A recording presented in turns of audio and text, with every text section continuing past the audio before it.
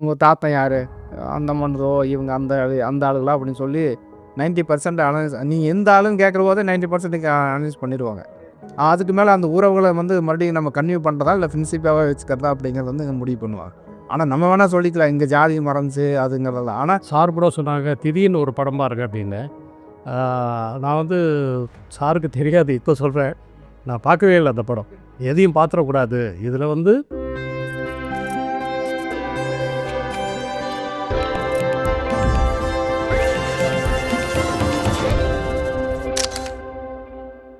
Director sir, நான் உங்ககிட்ட ஒரு கேள்வி கேட்கணும். இப்போ இந்த படத்துல நெறைய விஷயங்கள் நடந்திருந்திருக்கு அப்படின்னு நீங்க சொல்றீங்க. உண்மதான்.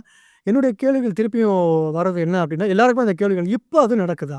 இப்பயும் சமகாலத்துல இந்த 20 ஆண்டுகளுக்குள்ளயோ, இல்ல 10 ஆண்டுகளுக்குள்ளயோ, நம்ம காலகட்டத்துல இன்னமும் அந்த பண்ணையார்கள், நீங்க பண்ணாடிகள்னு சொல்றீங்க உங்க ஊர் பக்கம். அந்த பண்ணாடிகள், பண்ணையார்கள் செய்யக்கூடிய விஷயங்கள் இன்னமும் தொடர்ந்துகிட்டு தான் இருக்கா? இது அவங்க சாட்டை எடுத்து அடிக்கல. ஆ எத்தி உதைக்கல. ஆனா உழைப்ப ரொம்ப தெளிவா, ரொம்ப நேர்த்தியா சுரண்டுறாங்க. அது இன்னமும் நடந்துகிட்டு இருக்கா? இன்னும் இருக்குன்னு தான் சொல்லணும் சார். இன்னும் கண்டிப்பா வந்து நீங்க அதனுடைய வடிவம் வேணா மாறிக்கலாம் ஒழிய, ஆனா ஏதோ ஒரு விதத்துல அவங்களோட அந்த உழைப்பு சுரண்டல் வந்து கண்டிப்பா இருக்குதுன்னு தான் நான் சொல்லுவேன். ஏன்னா இன்னுமே நம்ம கிராமத்துல நீங்க பார்த்தீங்கன்னா, அந்த அடித்தட்டு மக்களுடைய இந்த உழைப்பு எந்த அளவுக்கு அவங்க வாங்குறாங்க, எந்த அளவுக்கு இருக்குது அப்படிங்கிறது இன்னுமே அந்த விஷயம் இருக்கு. என்னன்னா, இப்போ கடையில நீங்க போய் பார்த்தீங்கன்னா, இன்னுமே பார்த்தீங்கன்னா 2 கோழைகள் அப்படிங்கிறது வந்து நம்ம நம்ம வயசு பார்த்துருப்போம். நம்ம ரொம்ப நாளுக்கு முன்னாடி பின்னாடியெல்லாம் பார்த்துருப்போம். ஆனா அது இப்ப எப்படி மாறி இருக்குது அப்படின்னா, நம்ம போனோம்னா, அங்க ஊர்ல இருக்கிறவங்க பார்த்தவங்க போனீங்கன்னா, அவங்க வந்து டம்ளர்ல குடுப்பாங்க.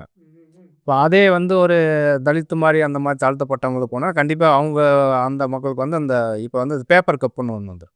இப்ப அதுதான் அதில தான் குடுப்பாங்க.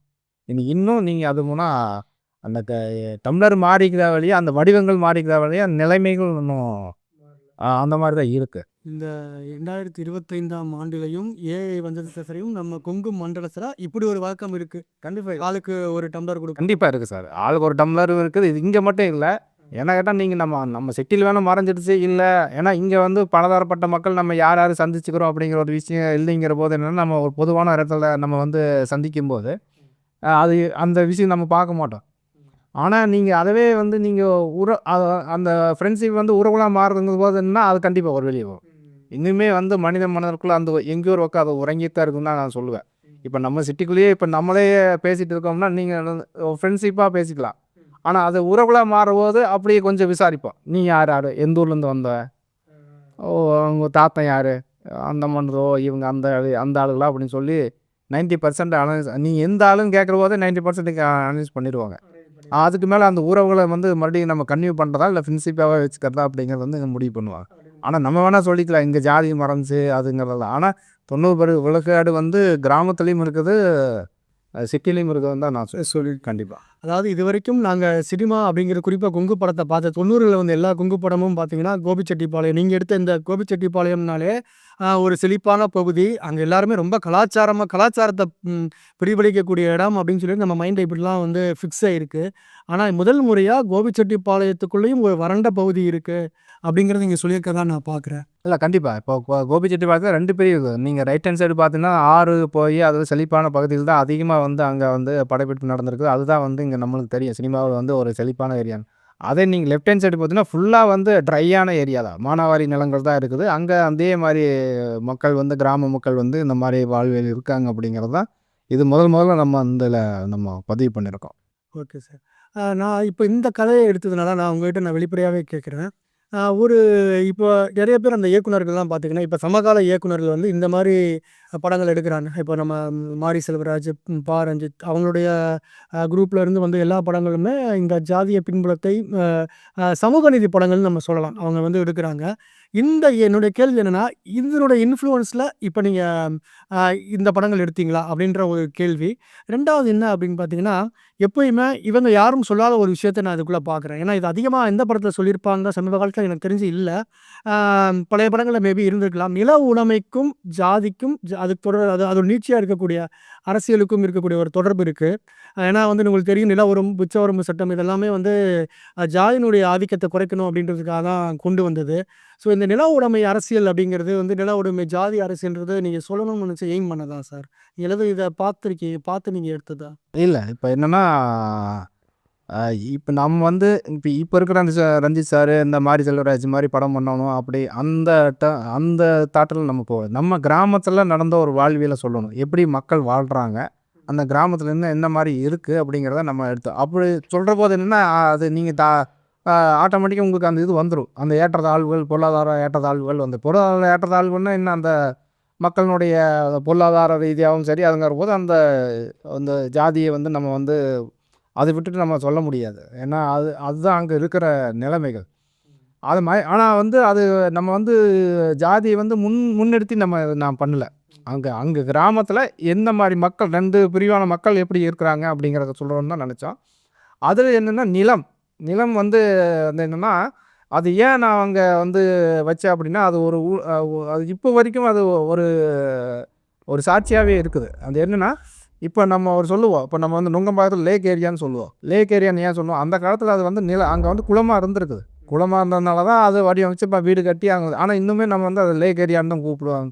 நுங்கம்பாக்கம் லேக் ஏரியான்னு சொல்லுவோம். அந்த மாதிரி தான் நீங்கள் எங்கள் அந்த வட்டார வளர்த்த கிராமத்தில் எல்லாருமே ஒவ்வொரு குறிப்பிட்ட சமுதாயத்தை பேரை சொல்லி அந்த நிலத்தோட பேர் வந்து குறிப்பிட்ட சமுதாயத்தோட பேராக தான் இருக்கும். ஆனால் இப்போ இருக்கிறது வந்து பார்த்தீங்கன்னா ஒரு ஆதிக்க சாதிகளோட தான் இருக்கும். ஆனால் பேர் வந்து அந்த தாழ்த்தப்பட்ட சமுதாயத்தினுடைய பேர் தான் இன்னும் அந்த குறிப்பிடுவாங்க, அந்த பேரை வச்சு அளவும். இப்படி எல்லா சமுதாயத்தினுடைய மக்களுடைய பேர்லேயும் அங்கே நிலங்கள் இருக்குது. நிலங்கள் வேறு, இப்போ இருக்கிற நிலங்கள் வேறு அவங்கள்ட்ட இருக்கலாம். ஆனால் நிலத்தோடைய பேரை குறிப்பிடுற இடத்துல வந்து அந்த சமுதாயம் எல்லா சமுதாயத்தினுடைய மக்களுடைய பேர் அந்த நிலத்தினுடைய பேர் இருக்குது. அப்போ எப்படி வந்திருக்கும்? அப்போ ஒரு காலத்தில் எல்லா சமுதாயத்தினுடைய மக்கள்கிட்டையும் அந்த நிலம் இருந்திருக்கு. ஒரு கட்டத்தில் அது அவங்கள கைவிட்டு போச்சு அப்படிங்கிறத தான் அது உண்மைதான், இன்னுமே இருக்குது. அந்த ஒரு காட்சி வச்சுருந்தீங்க. ஐயா மற்றவங்களுடைய ஃப்ரெண்ட்ஸ் எல்லாம் சேர்ந்து வந்திருப்பாங்க வயலில். அப்போ அவர் வந்து ஒரு 10 நிமிஷம் அந்த காட்சி போகும்னு நினைக்கிறேன். ஒரு 5 மினிட்ஸ் மேலேயே போகும். அவர் சொல்லுவார், இந்த பக்கம் இருக்கிற நிலம் வந்து யாரோடது தெரியுமா, இந்த பக்கம் நிலம் யாரோட தெரியுமா அப்படின்னு. அப்போ வந்து நில உரிமையாளர்களாகவும் ஒடுக்கப்பட்ட சமுதாயத்தை சேர்ந்தவங்க இருந்திருக்காங்கன்னு சொல்கிறேன். உண்மைதான். இந்த நிலங்கள் வந்து பல்வேறு காலகட்டங்களில் அவங்ககிட்ட போயிருக்குன்னு நீங்கள் சொல்ல வரீங்க. ஆமாம், சரி சார். அதுதான் உண்மை. இப்பவும் நீங்கள் பார்த்தீங்கன்னா ஒவ்வொரு சமுதாயத்தினுடைய பேரில் அங்கே நிலம் இருக்குது. அப்போ அந்த நிலம் வந்து கண்டிப்பாக அந்த சமுதாயத்தோட ஒரு இடத்துல இருந்துருக்குது. அவங்க கிட்ட ஏதோ ஒரு காலத்தில் தான் மாறி போகிற போது ஒரு விதத்தில் அவங்க விட்டு நிலம் கைவிட்டு போச்சு. ரெண்டாவது என்னென்னா நிலம் அப்படிங்கிறது வந்து இப்போ தான் நம்மளுக்கு வந்து பெருசாக ஒரு விஷயமா அது நம்ம நிலம் உரிமையாக வேணும் அப்படிங்கிற ஒரு விஷயம் வந்து நமக்கு தோணுச்சு. ஆனால் நீங்கள் வந்து கிட்டத்தட்ட ஒரு 20, 40, 50 ஆண்டு காலத்துக்கு பின்னாடி பார்த்தீங்கன்னா நிலத்தை பற்றியான யாருக்கும் அது அவ்வளோவா புரிதல் கிடையாது. இங்கே நம்ம வந்து இங்கே வாழ்கிறோம் அப்படிங்கிற ஒரு விஷயமா இருக்கும்போது இந்த நிலத்தை வந்து உரிமை கொண்டாடுறங்கிற இது வந்து யாருக்குமே அதிகமாக புரிதல் இல்லாமல் இருந்துச்சு. இப்போ எங்கள் தாத்தா வந்து சொல்லி நான் அவங்களுக்கு ஒரு விஷயம் சொல்லி நான் கேள்விப்பட்டிருக்கேன். எப்படின்னா முதல்ல வந்து என்னென்னா இந்த வரிச்சட்டம் வந்து ஆங்கிலேயர் கொண்டு வராங்க. அப்போ வந்து ஒரு தலித் மக்கள் ஒரு 20 ஏக்கர் இருந்திருக்கு. அவர்கிட்ட வந்து நீங்கள் இந்த 20 ஏக்கருக்கு நீங்கள் வந்து இந்த மாதிரி வரி கட்டணும்னு சொல்லி அந்த ஆங்கிலேயர் வந்து அவங்க சொல்கிற போது என்ன, நான் என் நிலம் வச்சுக்க இருக்காண்டா வந்து என்கிட்ட வரி கேட்குறாங்க அப்படின்னு சொல்லிட்டு, என்ன என்கிட்ட நிலந்தா தானே வரி விட்டுவேன் அப்படின்னு சொல்லிட்டு ஒருத்தர்கிட்ட கொண்டு போய் இந்த நிலத்தை வந்து நான் உங்களுக்கு கொடுத்துறேன்னு சொல்லிட்டு எழுதி கொடுத்துட்றாரு. எழுதி கொடுத்துற போது என்னென்னா அதுக்கு சாட்சியாக அது எப்படி கையெழுத்துனா அந்த மாட்டோட சாணியில் ரேகை வச்சுட்டு வர்றாரு. அந்த 20 ஏக்கரை எழுதி கொடுத்துட்டு அதுக்கு பதிலாக அவங்க என்ன கொடுக்குறாங்க அப்படின்னா 1 லிட்டர் கல்லும் 2 கோழியும் கொடுக்குறாங்க. அதுக்கு அவர் என்ன பதில் சொல்லிக்கிறாருன்னா, என்னங்க 20 ஏக்கராக்கு வந்து இவ்வளோ கொடுக்குறீங்க, ஒரு கல் 2 கோழி கொடுக்குறீங்களே இதுக்கு போய் அந்த அளவுக்கு தான் அவங்க நிலத்தினுடைய மதிப்பு அங்கே இருந்திருக்குது. அந்த 20 ஏக்கராவும் ஒரு லிட்டர் கல்லும் 2 கோழியும் வாங்கிட்டு வந்திருக்காரு. இதுதான் வந்து கேள்விப்பட்ட விஷயங்கள். இதுதான் இந்த மாதிரி போனது தான் அந்த நிலங்கள். ஐயா இந்த கேரக்டர் இந்த கேரக்டர் இவர் சொன்னதுக்கப்புறம் எதுவும் இதுக்கு ஹோம்ஒர்க் பண்ணிங்களா? ஏன்னா இது மாதிரி ரெஃபரன்ஸ் உங்களுக்கு இருந்திருக்கலாம், உங்கள் ஊரில் இருந்து இந்த மாதிரி நிறைய பேர் பார்த்துருக்கலாம். ரெஃபரன்ஸ் அப்படிங்கிறது உங்களுக்கு ஏதாவது இருந்ததா? குறிப்பிட்ட யாராவது ஒருத்தர் இருந்தா, இல்லை நீங்கள் இதற்கு முன்னாடி நிறையா நீங்கள் ஜனநாயகனுடைய பிரகடனம் சொன்னாலும் புத்தக படிப்பு உங்களுக்கு நிறையாவே இருந்திருக்கும். அது மூலமாக இந்த கேரக்டர் ஏதாவது உங்களுக்கு உள்வாங்கினீங்களா? எப்படி அந்த கேரக்டர் வந்து உள்வாங்கும்போது எப்படி இருந்தது? இதுக்கு என்னென்னா நம்ம பார்த்த சின்ன வயசுலேருந்து 9 வயசுலேருந்து பார்த்து வளர்ந்தது தஞ்சை மாவட்டத்தில். அதனால் அதான் ராஜமன்னார்குடி பக்கத்தில் வடசேரி அப்படின்ற கிராமம் நம்மளுது. அப்போது மக்களோட மக்களாக நம்ம வளர்ந்த விதம், அப்படி பார்த்த நிகழ்வு, இது எல்லாமே வந்து இந்த படத்தில் இருக்குது அப்படின்றது தான். சார் கூட சொன்னாங்க திடீர்னு ஒரு படம் பாருங்க அப்படின்னு. நான் வந்து சாருக்கு தெரியாது, இப்போ சொல்கிறேன். நான் பார்க்கவே இல்லை அந்த படம். எதையும் பார்த்துடக்கூடாது இதில் வந்து. இப்போ நம்ம வந்து இதை தான் பேச போகிறோம் அப்படின்னு சொல்லிட்டு நான் அது உள்ளார வரல, இந்த ரகத்து உள்ளார என்ன கேட்குறீங்களோ அதுக்கு நம்ம பதில் சொல்கிறோம் அப்படின்றது. அப்போ சார் என்ன சொல்கிறாரோ அதை நம்ம பண்ணிவிடுவோம், அந்த நம்பிக்கை எனக்கு இருந்தது. அப்போ ட்ராவல் ஆகும்போது அப்படியே போயிட்டு இருக்கும்போது இவன் யார், இந்த நல்ல பாடல் யார் அப்படின்றத நம்ம உள்வாங்கணும். அது சார் சொல்லும்போது அப்படி ஒரு கேரக்டரு அந்த மாவட்டத்தில் வாழ்ந்திருக்காங்க. அவர் தீபாவளி பொங்கல் எதுவுமே கிடையாது. அவர் தோட்டத்தில் உழைக்கிறது தான் அவர் வேலை. அப்போது ஒரு ஜீவன் வாழ்ந்திருக்கு. அந்த ஜீவனை தான் சார் வந்து ஸ்கிரிப்டாக ஆக்கியிருக்காங்க. அந்த அந்த மனிதனுடைய கதையை அப்போது நம்ம அதை எப்படி நம்ம பிரதிபலிக்கணும் மக்களுக்கு. அப்போ அவராக நம்ம மாறணும் அப்படின்றது தான். அது ஒரு பாட்டாளி என்ன பண்ணுவாங்களோ அந்த பாட்டாளியே நம்ம உள்வாங்கணும். அவ்வளோதான். நம்ம பார்க்காத ஒரு பாட்டாளியே நம்ம உள்வாங்கணும். அப்போ அங்கே அதை தான் சொல்லணுங்களே, அவருக்கு சொல்லும்போது அந்த டைலாக்கை சொல்லி கொடுக்கும்போது நம்ம அவரை கூர்ந்து கவனிக்கும்போது எந்த ஒரு விஷயத்தையும் கவனித்தாதான் வெளிப்படுத்த முடியும் அப்படின்றது என்னுடைய இது எண்ணம். அப்போது நம்ம சொல்கிறத உள்வாங்கினாலும் நம்ம வெளிப்படுத்த முடியும். இது ஒரு நடிகனுக்கு தேவை. ஒரு நடிகனாக வர அத்தனை பேருக்கும் அவங்க என்ன சொல்கிறாங்க, அவங்க கண்ணை பார்க்கணும், அவங்க சொல்கிற விதத்தை பார்க்கணும். இதை உள்வாங்கினா நம்ம ஜெயிச்சிருவோம். அவங்க சொல்கிறதுல பாதி பிடிச்சாலே நம்ம நடிச்சல் தான். இது இது நான் உணர்ந்த விஷயம். கோகுல் சார் அழகாக சொல்லி தருவார். இதற்கு தானே ஆசைப்பட்டாய் பாடுவாரா அப்படி அவ்வளோ அழகாக சொல்லுவார். நான் அப்படியே ரசிச்சுக்கிட்டு இருப்பேன் அவரை. கொஞ்சம் பார்க்குறதுக்கு கொஞ்சம் பயமாக இருப்பேன் அவராண்ட. நான் அவரை வந்து ரொம்ப ரசிப்பேன் அவர் சொல்கிறத. அதில் அவர் சொல்லி கொடுக்குறதுல பாதி பிடிச்சிட்டா போகிறோம், நம்ம நல்ல நடிகனாக வந்துடுவோம்டா அப்படின்னு சொல்லி. அந்த மாதிரி அது சார் சொல்லி கொடுத்த அந்த இது தான், வேறு ஒன்று. இந்த எல்லா ஒட்டுமொத்த வெற்றிக்கும் காரணகர்த்தாவே இவர் தான். நான் முகசுலிக்காக சொல்கிறதா யாரும் நினச்சிட வேண்டாம். இங்கே அவரை நான் உணர்ந்த விதம் அதுதான், வேற ஒன்றும் இல்லை. கண்டிப்பாக. ஏன்னா அவர் இந்த தமிழ்நாட்டிலையும் இது ஒரு முக்கியமான படம் தான். இதை நம்ம கொண்டு செய்ய வைக்க வேண்டியது தான் என்னுடைய முக்கியமான படம். இன்னும் நிறைய பேர்ட்டு இந்த படம் போகணும். அதுக்கான ஒரு முயற்சி தான் இந்த மாதிரியான உரையாடல்கள் இது எல்லாமே.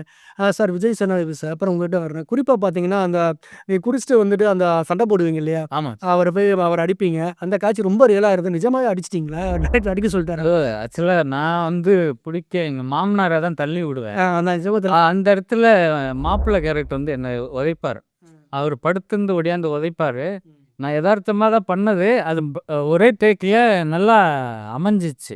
இந்த பார்த்த விதம், இது பண்ணது, அவர் உதைச்சதும் நெஞ்சில் மாரில் இருந்ததும் நான் பார்த்தது, அது எல்லாமே சூப்பராக அமைஞ்சது. பிளான் பண்ணிலாம் ரிஹர்சல் பண்ணிலாம் பண்ணல. அந்த இடத்துல அப்படியே பண்ணது தான். அது நல்லா வந்துச்சு. அது அப்படியே பெக்டராக ரொம்ப அருமையாக அவரும் ஃபீல் பண்ணாங்க. ஆக்சுவலாக டைரக்டரோட மேடம் இருக்காங்க, அவங்க ஒய்ஃபு. அவங்களாம் ஃபீல் பண்ணி இன்னும் ஒரிஜினலாக வின்ட்டாரு, அடிபட்டுச்சேண்ணா அண்ணா அண்ணா அப்படின்னு. அந்த பிளான் பண்ணது தான், டோட்டலாக வெஹிக்கிளை வச்சு பண்ணது. அது அடுத்து அப்படியே ஒரு விஷயமா நல்லா அமைஞ்சி சூப்பராக வந்துச்சு.